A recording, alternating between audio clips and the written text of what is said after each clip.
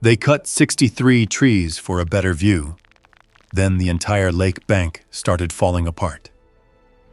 I woke up to chainsaws echoing across my lake, and by the time I reached the ridge, 63 trees my family had protected for generations were lying on the ground. The HOA president smiled, handed me the bill for cutting them down, and told me I should be grateful because the golf course finally had the perfect view. She thought I was just another quiet rancher in an old pickup. She never imagined one forgotten page inside my grandfather's deed would change everything. Stick with me, because what happened after the sheriff read that document is something nobody at Eagle Crest Shores saw coming. And if you enjoy stories where patience, truth, and the law matter more than shouting, take a moment to subscribe so you don't miss the next one. The chainsaws reached me before sunrise. Their sound carried across Mercer Lake in hard, uneven bursts, cutting through the quiet that usually belonged to cattle shifting in the pasture and water tapping against the old dock. I left my coffee on the kitchen counter, pulled on my boots and drove toward the eastern ridge in my 15-year-old pickup. By the time I reached the tree line, 62 trees were already down.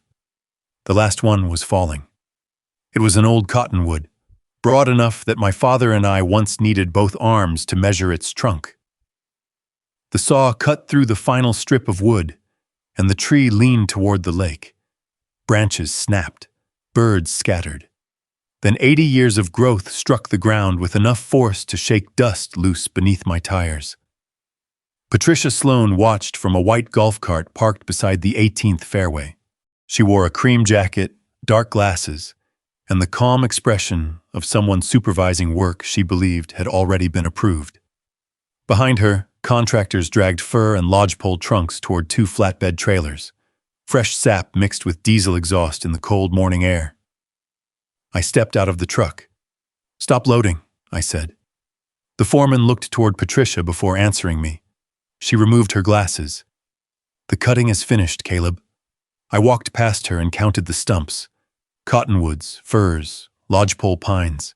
63 in all, running along the shoreline my family had owned for 3 generations. My wife used to walk beneath them in the evenings before she got sick. My father had planted 12 after the flood of 1976. The rest had stood there longer than I had been alive, holding the bank together and blocking the hardest winter winds from the eastern cove. Patricia followed me with slow, confident steps. "The board-approved emergency landscaping authority," she said. "Those trees were obstructing a protected golf course view and creating a safety concern for players. This isn't HOA land." She gave me the smile she used at county meetings whenever someone questioned her. "The scenic corridor serves the entire Eagle Crest community. Your refusal to cooperate left us no reasonable alternative." She handed me a document bearing the Eagle Crest Shores logo. The first page called the removal a community enhancement project. The second listed the contractor charges. At the bottom, in bold print, was the amount they expected me to pay. $38,700. Patricia tapped the number with one painted fingernail. "You should consider it an investment. The homes along this fairway will gain significant value, and your ranch benefits from that market too." I looked beyond her. Without the trees, the golf course seemed to pour straight into Mercer Lake. Several homeowners stood near the cart path taking pictures. One man raised his phone toward the open ridge and said, "Now that's the view we paid for." I knelt beside the nearest stump and pressed my palm against the exposed wood. It was still warm from the blade. Anger came fast, but I had spent years surveying disputed boundaries and watching men ruin good cases with bad reactions. So I stayed quiet. I photographed the stumps, the equipment, the trailers, Patricia's cart, and the contractor's license plates. Her smile weakened. "What are you doing?" "Preserving the scene." "For what?" I folded the invoice and placed it inside my coat. Then I looked directly at the foreman. "Keep your work orders. Keep every text, map, photograph, invoice, and instruction connected to this job. Don't delete anything." Patricia laughed. "Are you threatening us?" "No. I turned toward the empty ridge. I'm giving you notice. The contractors finished securing the last load. I did not block their trucks. I did not touch their equipment. I stood beside 63 fresh stumps and watched every vehicle leave through my wooden gate. Patricia mistook that restraint for helplessness. She climbed back into her golf cart and told me the board would send payment instructions by certified mail. I let her drive away. She had destroyed the trees, billed me for the damage, and opened a golf view across land she had never owned. What she could not understand was why I had allowed everyone responsible to leave with their paperwork intact. People who think they've won become careless. By the next morning, Eagle Crest Shores had already turned my loss into a marketing campaign. A drone hovered over the 18th fairway, while a photographer directed 2 golfers to stand near the freshly cleared ridge. Every few minutes, the drone climbed above Mercer Lake, capturing the uninterrupted view Patricia had wanted for years. I parked along the county road and watched without saying a word. One of the photographers laughed. "These shots are going to sell every remaining lot." Another replied, "The developers' investors are coming Friday. This is exactly what they wanted." I lifted my phone and recorded every second. By lunchtime, the first advertisements appeared online. Permanent lake panorama, unobstructed championship golf views, luxury living at Eagle Crest Shores. There was only one problem. Nobody could legally promise a permanent view across property they did not own. I printed every listing before sunset. The following afternoon, I drove into town and stopped at the real estate office displaying Eagle Crest's newest promotional posters. The same drone photograph covered the front window. My shoreline sat in the background without a single tree remaining. A young receptionist smiled as I stepped inside. "Interested in one of our golf properties?" "I'm interested in whoever approved that photograph." She hesitated. "Those came from Gregory Hale's development office." Gregory Hale. I had heard the name before. He specialized in luxury resort communities across Montana. Expensive homes, private clubs, high-end investors. I thanked her and walked out carrying one of the promotional brochures she happily handed me. Inside were architectural renderings I had never seen. A stone lodge overlooking Mercer Lake. An upscale restaurant with outdoor seating facing the water. A wedding pavilion extending toward their shoreline. Every illustration depended on the same open view Patricia had created with 63 chainsaws. This had never been about golfers. The trees had been standing between Gregory Hale's investors and a much larger payday. Late that afternoon, I drove the ranch perimeter. Bright orange survey ribbons fluttered along my eastern fence. They hadn't been there 2 days earlier. Fresh wooden stakes stretched farther onto my side of the property than any legal survey ever should. 2 contractors wearing reflective vests stood beside a tripod-mounted laser. One of them pointed toward my shoreline while flipping through a set of plans. I stayed inside my truck long enough to photograph the company logo on their door, the survey equipment, the stakes, and the GPS unit sitting on the tailgate. When they noticed me watching, they packed up faster than professionals usually do. As they drove away, I walked to the nearest stake. It stood nearly 15 feet inside my recorded boundary. Someone had already begun measuring land that belonged to me. That evening, another certified envelope waited inside my mailbox. The Eagle Crest Shores logo was stamped neatly across the corner. Inside was a letter thanking me for my cooperation during the community beautification project. They enclosed another invoice. This one charged monthly maintenance fees for what Patricia now called the Mercer Scenic Corridor. Scenic Corridor. Interesting choice of words. Not shoreline, not private property, not Mercer Lake Ranch. A scenic corridor. I placed the letter beside yesterday's invoice and started a new folder on my kitchen table. Contractor bill, maintenance assessment, promotional brochure, property advertisements, survey photographs. Every document carried a different version of the same assumption. They weren't just claiming a better view anymore. They were selling it. Just before dark, my phone rang. The caller introduced himself as Gregory Hale's assistant. "Mr. Mercer, Mr. Hale would like to discuss a mutually beneficial partnership regarding the eastern shoreline. I wasn't aware we had one. A brief silence followed. I'm sure we can find common ground. I doubt it. I ended the call. If Gregory Hale wanted a partnership now, it meant one thing. He had already promised investors something that depended on land he did not control. And people who promise what they don't own usually leave a very expensive paper trail. The next morning, I stopped reacting and started documenting. I measured every stump before sunrise, recording the diameter, species, and location of all 63 trees. Each photograph included a timestamp, a survey marker, and a GPS coordinate. I copied the contractor's company name, license numbers, and truck registrations into a notebook that had once belonged to my father. By noon, every missing tree existed twice, once as a stump on my ranch and once as evidence. Patricia must have noticed I wasn't calling reporters or shouting at board meetings. Instead of leaving me alone, she doubled down. Another certified letter arrived. The HOA declared the remaining stumps an unsightly hazard that negatively affected the newly improved golf course experience. If I failed to grind them within 14 days, daily fines would begin immediately. I smiled when I read it. Every new letter forced the HOA to take another legal position. Every legal position became another exhibit. That afternoon, an old green pickup rolled slowly through my front gate. Tom Wallace climbed out wearing a faded canvas jacket and carrying a worn leather folder beneath one arm. "Thought I'd find you here," he said. "I figured somebody would eventually remember those trees." Tom looked across the exposed shoreline without speaking for several seconds.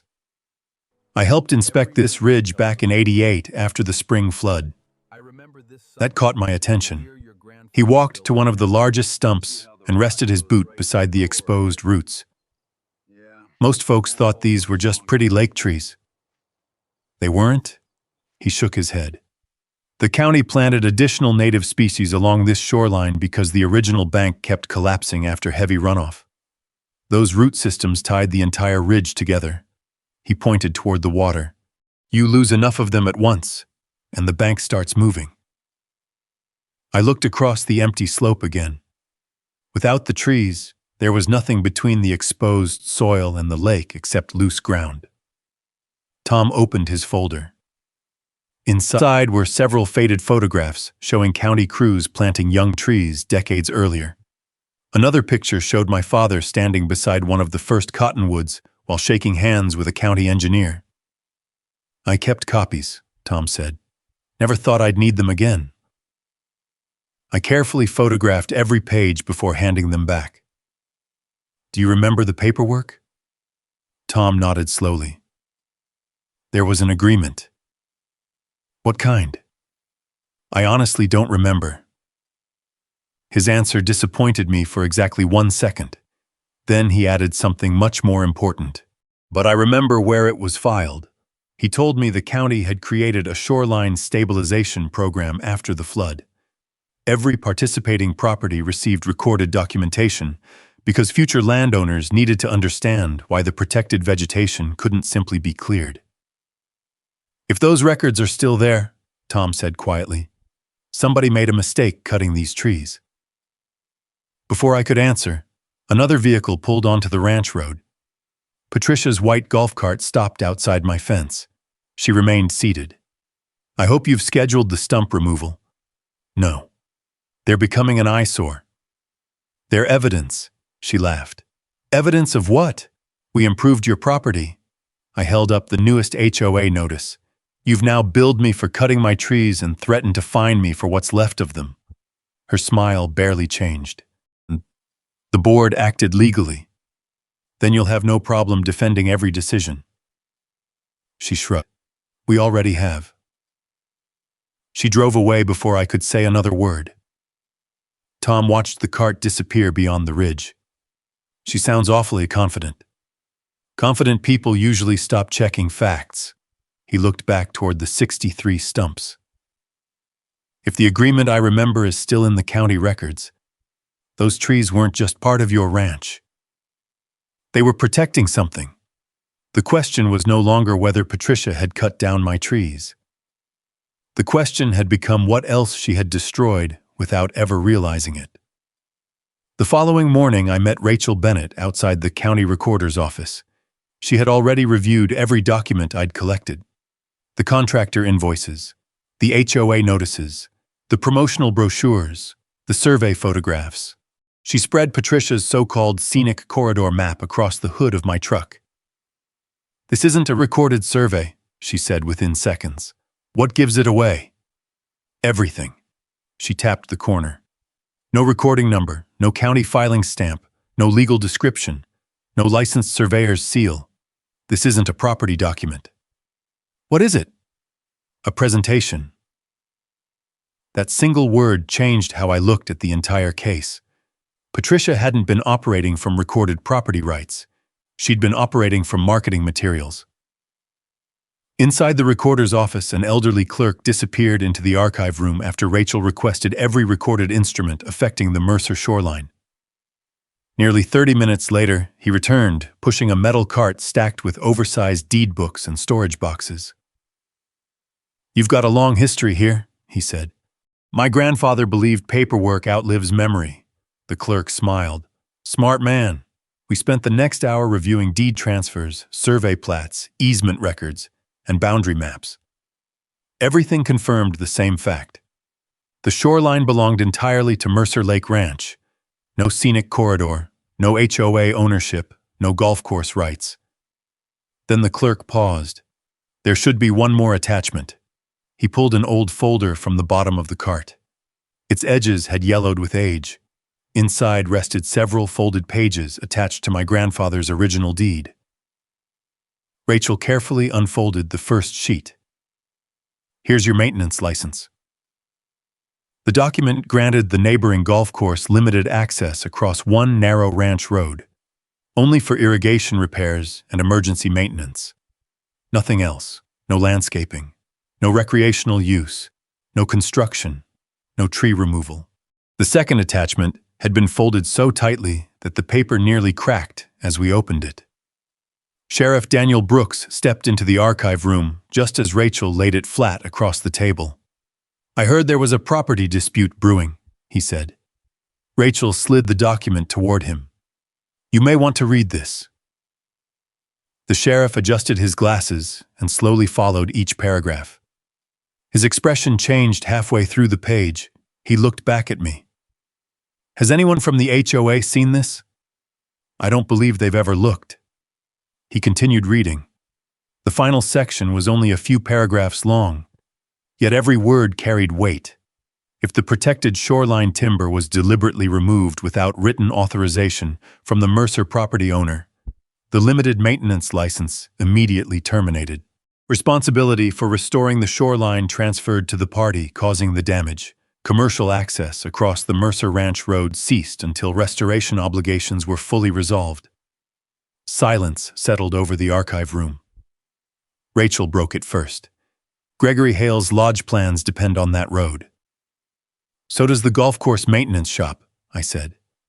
"And the irrigation pumps," Sheriff Brooks added quietly. The sheriff read the clause again. "This isn't vague language." "No, it's automatic." Rachel nodded. "Which means Patricia may have canceled their own access rights the moment those 63 trees hit the ground." For the first time since the chainsaws started, I wasn't thinking about what I had lost. I was thinking about what the deed had quietly protected for more than 50 years. The clerk returned carrying certified copy forms. "You'll probably want official copies." "I'll take everything."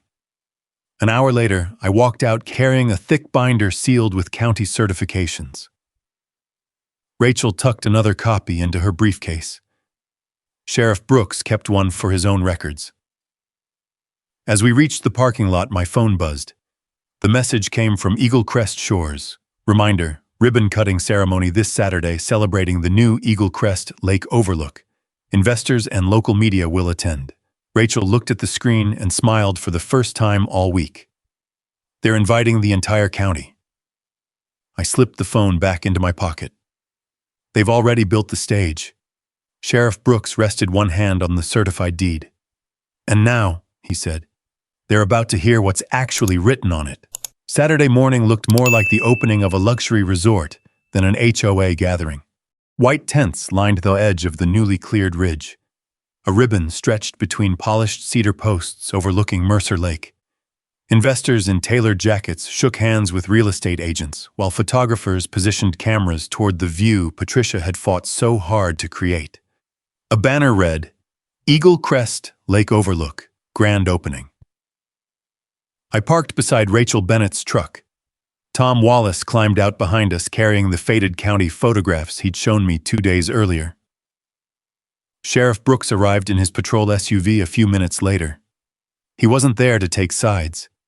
He was there because Patricia herself had invited county officials to witness what she believed would be a celebration. As we walked toward the crowd, conversations slowed. Patricia spotted me almost immediately. Her smile never disappeared. "I should have known you'd come," she said loudly enough for everyone nearby to hear. "Ladies and gentlemen, this is Caleb Mercer, the gentleman who's been trying to delay progress." Several investors turned toward me. One of them asked Patricia quietly, "Is this the neighboring owner?" She nodded. "The situation has already been resolved." Rachel glanced at me but remained silent.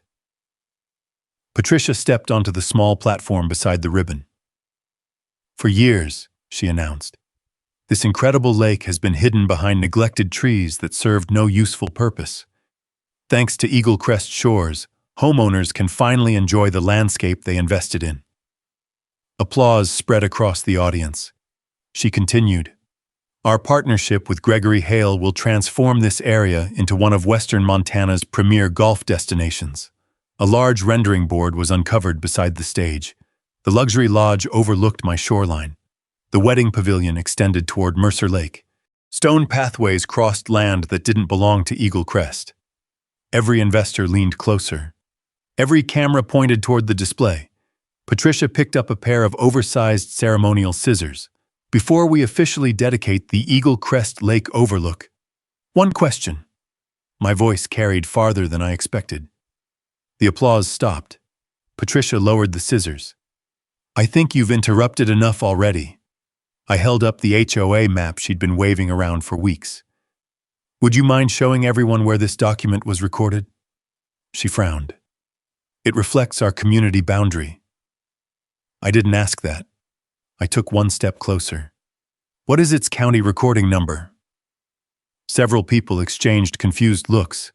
Patricia hesitated for the first time since the chainsaws started.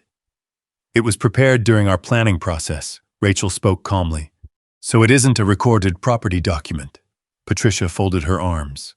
"It accurately represents the scenic corridor." Sheriff Brooks stepped forward. "Ma'am, Mr. Mercer asked for the recording number." She looked directly at him. "It's part of our HOA files." "That's not what I asked." Silence settled over the crowd. One investor finally raised his hand. "Patricia, is this actually filed with the county?" She ignored him. Instead, she pointed toward me. "This man has been harassing our contractors for days. I photographed them. You interfered with board business. I stood on my own property." She turned back toward the sheriff. "I want him removed from this event." Sheriff Brooks didn't move. "Are you alleging criminal trespass?" "Yes." He looked at me. "Mr. Mercer, where are you standing?" I pointed toward an old brass survey monument set into the ground a few feet away.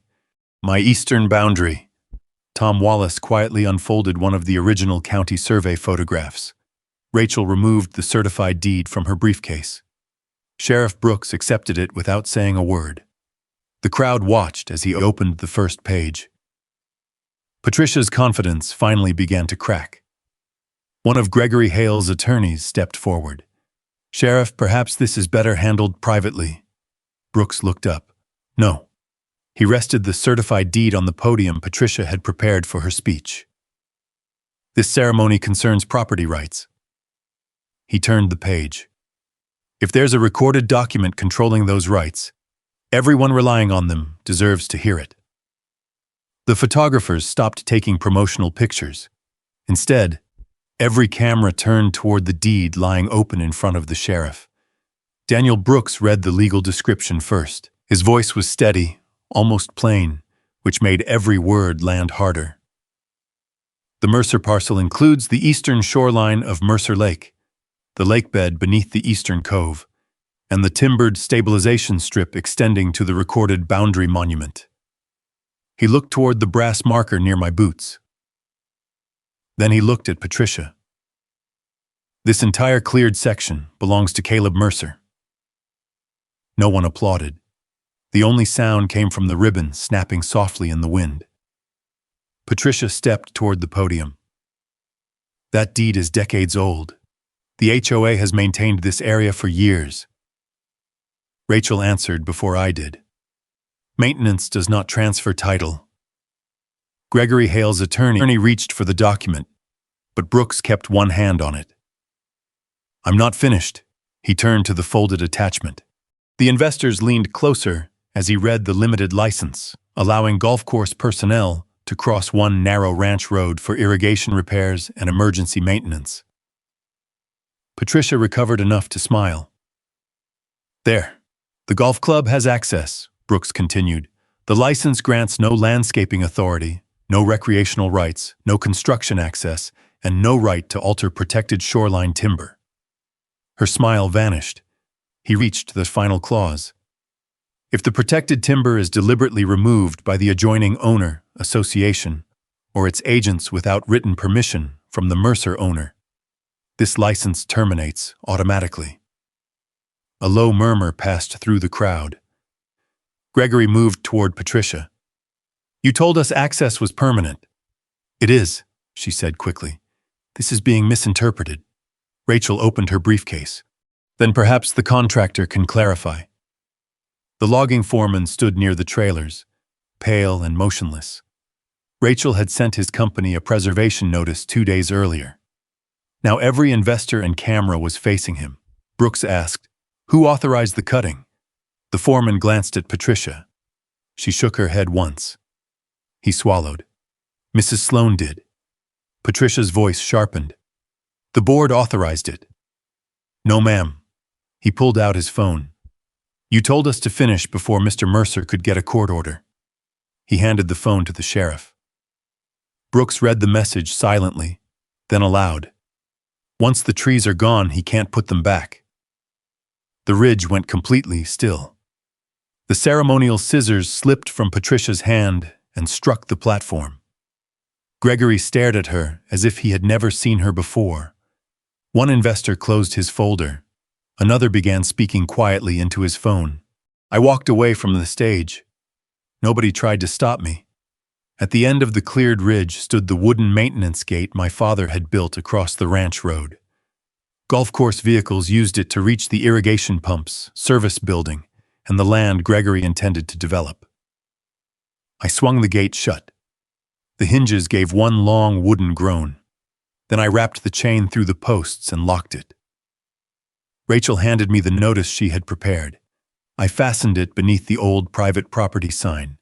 Commercial access terminated under recorded deed conditions.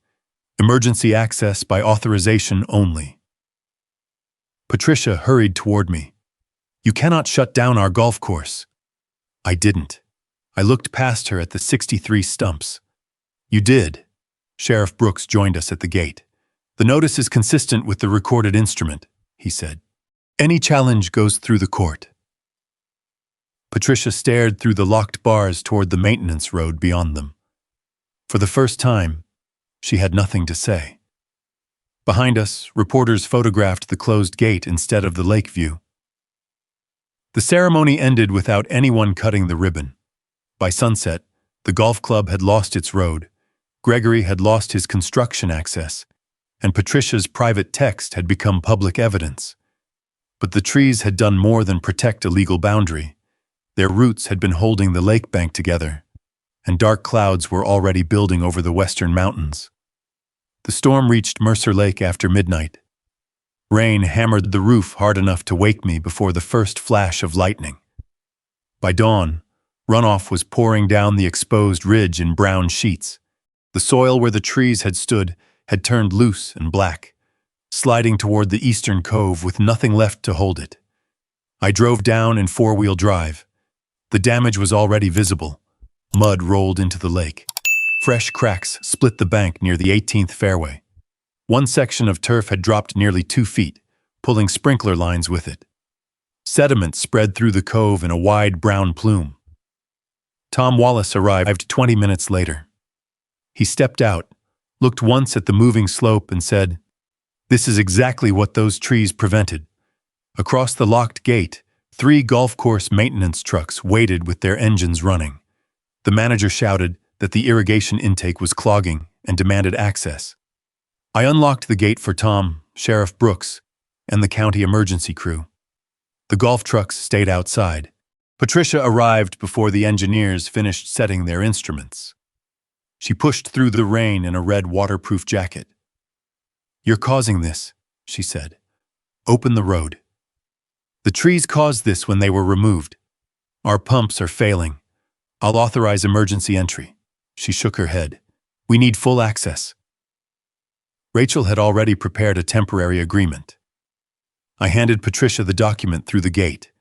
It acknowledged my ownership, preserved the terminated commercial license, and allowed limited emergency access under county supervision. She read the first paragraph and stopped. "I'm not signing anything that says the HOA was wrong." "Then your maintenance crews wait." "You're holding the golf course hostage." "No, I'm protecting my land while preventing more damage." Sheriff Brooks stepped between us. "Mrs. Sloan, emergency access is available. The condition is written acknowledgement of ownership. That is reasonable under the circumstances." She folded the agreement and shoved it back at me. "No." By noon, county engineers had marked 3 unstable sections of shoreline. Their preliminary findings were worse than Tom expected. The missing root systems had allowed stormwater to penetrate deep beneath the ridge. Restoring the bank would require grading, erosion matting, sediment removal, native replanting, and years of monitoring. The lead engineer gave Rachel an early estimate: $2.4 million. Possibly more if the sediment reached the irrigation intake or damaged the lake habitat. Patricia went silent when she heard the number. Then her phone rang. She walked away from the gate, but the wind carried pieces of the conversation back toward us. Insurance, unauthorized work, private land, coverage review. That afternoon, Brian Foster's name appeared on an email copied to every Eagle Crest homeowner. The HOA's insurer had issued a reservation of rights notice. Because the tree removal might have been intentional and performed without the owner's consent, some or all of the claim could fall outside coverage. Within an hour, homeowners began gathering near the clubhouse. They were no longer talking about the wall of trees or the lost view. They were asking who would pay. Patricia finally signed the temporary access agreement shortly before sunset. The golf crews entered under county supervision. By then, the brown water had reached the irrigation intake. I stood beside the gate while their trucks passed through one at a time. Patricia would not look at me. She had spent weeks telling everyone the trees were worthless. Now engineers, insurers, and homeowners were beginning to calculate exactly what 63 trees had been holding together. And if the insurance company refused the claim, Patricia's decision would not cost the golf club alone. It could land on every homeowner in Eagle Crest shores. 2 nights after the storm, someone knocked on my back door after dark. Brian Foster stood beneath the porch light with rain still shining on his jacket and a banker's box held against his chest. "I need to talk to you before Patricia finds out I'm here." I let him inside. Brian had served as HOA treasurer for 6 years. At board meetings, he was usually the quiet man beside the budget reports, the one who corrected numbers without correcting people. He placed the box on my kitchen table. "She told us you agreed to selective clearing." "I never agreed to any cutting." "I know that now." He removed a stack of printed emails, meeting slides, invoices, and account statements. Patricia had told the board Sheriff Brooks confirmed the shoreline belonged to Eagle Crest. She claimed my silence meant consent. She also described the tree contract as urgent maintenance that did not require a full membership vote. None of it was true. Brian opened a presentation dated 3 weeks before the chainsaws arrived. A rendering of Gregory Hale's lodge filled the first page. Across the second was a red instruction: remove shoreline obstruction before investor inspection. My trees were not listed as a safety hazard. They were listed as an obstruction. Rachel arrived 20 minutes later. She read without speaking while Brian continued. "The reserve account paid the contractor," he said. "Pooh." Patricia approved the transfer herself. "How much?" Rachel asked. $42,000 initially. More after hauling. That exceeds her individual authority. Brian nodded. The board never voted on the full contract. He pulled out another ledger. A landscaping company had submitted a proposal for the future lodge grounds. The owner was Patricia's husband. The contract had not been awarded yet, but internal notes described his company as the preferred vendor once the investors approved construction. Rachel leaned back. So she used HOA reserves to clear private land for a project that could benefit her family. Brian looked sick. "I thought we were improving the golf course." "You were preparing evidence," I said. He stared at me. "What happens to the homeowners?" "That depends on what the board does next." Rachel organized the documents into separate piles. False ownership claims, unauthorized spending, potential self-dealing, investor representations, contractor instructions. "What started as timber trespass just became a fiduciary case," she said. Brian handed her a flash drive. "This has the board archive, emails, attachments, draft minutes. Patricia ordered me to delete older versions after the ceremony." "Did you?" "No." For the first time that night, Rachel smiled. "That may be the smartest decision anyone on that board has made." The following morning, Eagle Crest announced another emergency meeting. Patricia blamed the storm damage on my locked gate and warned residents that I was attempting to force the HOA into financial collapse. Brian sat beside her at the front table. He said nothing while she spoke. Then she asked him to present the reserve balance. Brian closed the folder in front of him. "I can't certify these numbers." The room went quiet. Patricia turned slowly. "What did you say?" "I said I can't certify them, not until the board reviews the unauthorized transfers and the Hale project records." Homeowners began talking all at once. Patricia ordered him to stop. Brian stood. "I'm preserving the accounts." Then he walked out of the clubhouse while half the room followed him with their eyes. By noon, Rachel had filed formal preservation demands covering every HOA account, board device, contractor record, and communication with Gregory Hale. We now had proof Patricia lied to her own board. But Gregory still claimed he relied on her authority in good faith. To break the project completely, we needed evidence that he knew the shoreline was never theirs. Rachel filed subpoenas for every title review connected to Gregory Hale's lodge project. 3 days later, a courier delivered 2 sealed boxes from the title company. Most of the documents were exactly what we expected: surveys, financing requests, insurance certificates, engineering sketches. Then Rachel stopped turning pages. She pulled a single email from the middle of the file. "Caleb," she said quietly, "come look at this." The message came from the title examiner 6 weeks before the chainsaws arrived. Its subject line read, "Recorded restrictions, Mercer Shoreline." The examiner warned Gregory that the eastern shoreline belonged entirely to Mercer Lake Ranch. The report specifically stated that the HOA possessed no recorded scenic easement, no ownership interest in the tree line, and no authority to guarantee permanent lake views. The final paragraph carried another warning. Removing the protected timber could terminate the golf club's maintenance license under the recorded deed. I looked at Rachel. So he knew. He knew enough to ask questions. She flipped to the next page. It was Gregory's forwarding email to Patricia Sloan. No edits, no comments. Just one attachment and a request. Please review before investor presentation. Rachel opened Patricia's reply. It contained only 3 words. Mercer won't fight. Neither of us spoke for several seconds. That sentence explained everything: the urgency, the ceremony, the rushed logging contract, the investor event scheduled only days after the trees came down. Patricia hadn't misunderstood the deed. She had gambled that I would never enforce it. Within an hour, Rachel filed an emergency motion attaching the title report, Patricia's reply, the contractor's text message, and Brian Foster's financial records. By late afternoon, Judge Samuel Whitmore scheduled an expedited hearing. The courtroom filled quickly. Gregory sat beside his attorneys. Patricia avoided looking in my direction. Judge Whitmore opened the hearing with one question. Did the developer receive notice that the shoreline belonged to Mr. Mercer before the trees were removed? Gregory's attorney stood.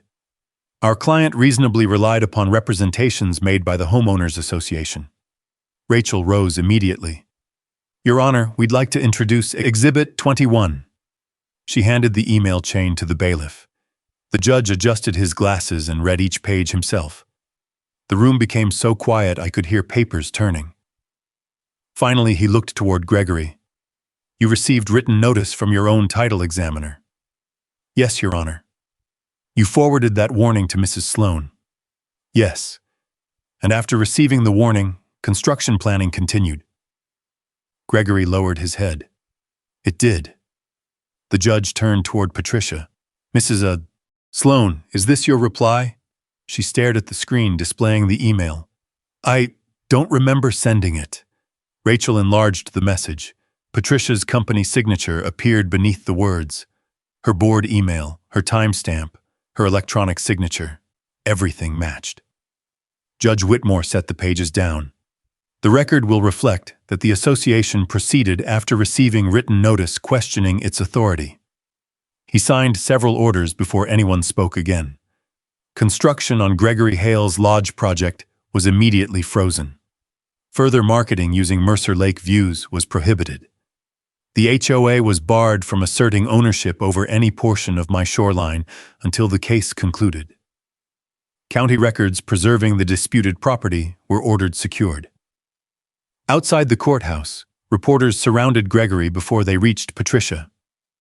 One asked whether investors had been warned. Another asked whether buyers would receive refunds. No one asked Patricia about golf views anymore. They asked whether the board had knowingly ignored recorded property rights. As Rachel and I walked toward the parking lot, my phone buzzed again. A message from Brian Foster.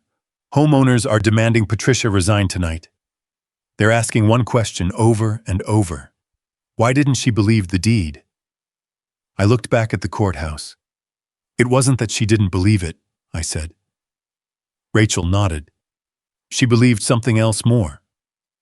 What? That confidence could outrank a recorded document. The court had frozen the project. The developer had been caught with advance warning. Patricia's intent was now part of the official record. The only question left was how to end the case without forcing hundreds of innocent homeowners to carry the full weight of one person's decisions. Rachel and I met one final time before the hearing that would decide everything. She spread settlement proposals across the conference table. The law gives you leverage, she said. What you do with it is your choice. I looked through the window toward the courthouse. I never wanted to bankrupt an entire neighborhood. You don't have to. When Judge Samuel Whitmore called the case, every seat in the courtroom was filled. Homeowners occupied the back rows. Several had supported Patricia only weeks earlier. Now they were there because they wanted answers. The judge summarized the evidence one final time. The shoreline belonged to Mercer Lake Ranch. The 63 trees had been removed without authorization. The HOA had misrepresented ownership. The developer had continued after receiving written notice. The maintenance license had terminated automatically under the recorded deed. None of those findings were seriously disputed anymore. Gregory Hale stood first. His attorneys announced the lodge project was permanently abandoned. His investors had withdrawn. Every marketing brochure using Mercer Lake views would be recalled. Patricia remained seated. Her attorney informed the court she had resigned as president of Eagle Crest Shores the previous evening. The remaining board members had accepted her resignation unanimously. Judge Whitmore nodded once. Resignation does not erase responsibility. It does not, Your Honor. Rachel then presented our final proposal. Instead of permanently closing every access route, I agreed to restore a limited maintenance easement under entirely new recorded terms. Emergency vehicles would always be allowed through. Routine golf course maintenance could continue only under written scheduling. Commercial construction traffic would require my approval.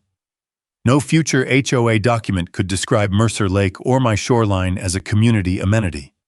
Every property disclosure inside Eagle Crest Shores would include the recorded boundary and the limits of HOA authority.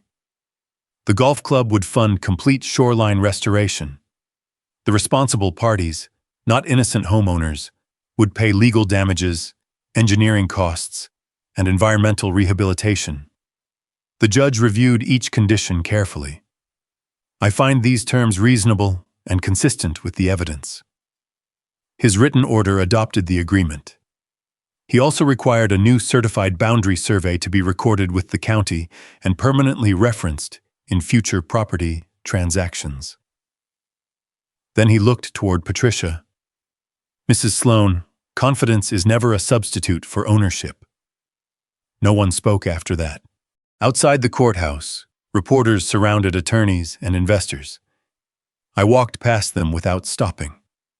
The story no longer belonged in front of cameras. It belonged back at the lake. Over the following months, engineers stabilized the damaged shoreline. Native grasses were planted first. Then came young cottonwoods, firs, and lodgepole pines. 63 new trees, one for every tree that had been taken. Behind them, I built a low stone boundary wall, not to block a view, but to clearly mark where one property ended and another began. The new HOA board requested a meeting shortly after the restoration began. Their new president carried a single envelope. Inside was a handwritten apology signed by every current board member. They also asked permission to place a small historical marker beside the public walking trail near the golf course. I agreed to one condition. My name doesn't go on it. A month later, I watched workers install the bronze plaque. It read, "A view is temporary. A deed remembers. Respect for property begins with respect for the truth." Children rode bicycles past it without slowing down. Golfers crossed the nearby fairway on their way to the 18th green. Most never knew why the marker stood there. That was fine with me. The lesson mattered more than the people involved. These days, I still drink my coffee on the porch most mornings. The new trees are young, but they're growing. Birds have returned to the shoreline. The bank has stabilized. The lake looks different now. Not because of the stone wall, because patience accomplished what anger never could. People often ask whether I'll ever remove the wall. I always give the same answer. The day someone can put every one of those original 63 trees back exactly where they stood. That's the day I'll think about it. Until then, the boundary stays, not as punishment, as a reminder. Some people looked across Mercer Lake and saw a better golf view. I looked across it and saw generations who trusted me to protect what they left behind. Patricia believed authority came from confidence. Gregory believed it came from investment. In the end, neither mattered. The only thing that endured was the truth already written into the land, waiting for someone willing to read it. In the end, neither mattered. If this story proves anything, it's that protecting what's major doesn't always begin with a loud fight. Sometimes it begins with patience, careful record, and the willingness to stand your ground without letting anger make your decisions for you. Caleb couldn't bring back those 63 trees, and no court order could erase what was lost. But he showed that respecting the law, honoring family history, and refusing to give up can still protect what remains for the next generation. That's a lesson worth carrying long after this story ends. There's a quiet strength in choosing dignity over pride. Property lines are more than marked on a map. They represent promises, responsibilities, and the truth that what is yours will be respected. if you respect what belongs to others. Once people remember that, communities become stronger instead of divided. Now, I'd love to hear from you. If you believe Caleb handled this the right way, type yes in the comments. And if you ever had to stand firm when someone underestimated you and ignore your right, share your story below. I read as many of your comments as I can, and they often inspire future stories like this one. If you enjoy stories about quiet courage, property rights, and ordinary people standing up with truth instead of anger, I hope you subscribe and join us for the next journey. Until then, take care of yourself, take care of the people you love, and never underestimate the value of knowing exactly what's right in your own deed.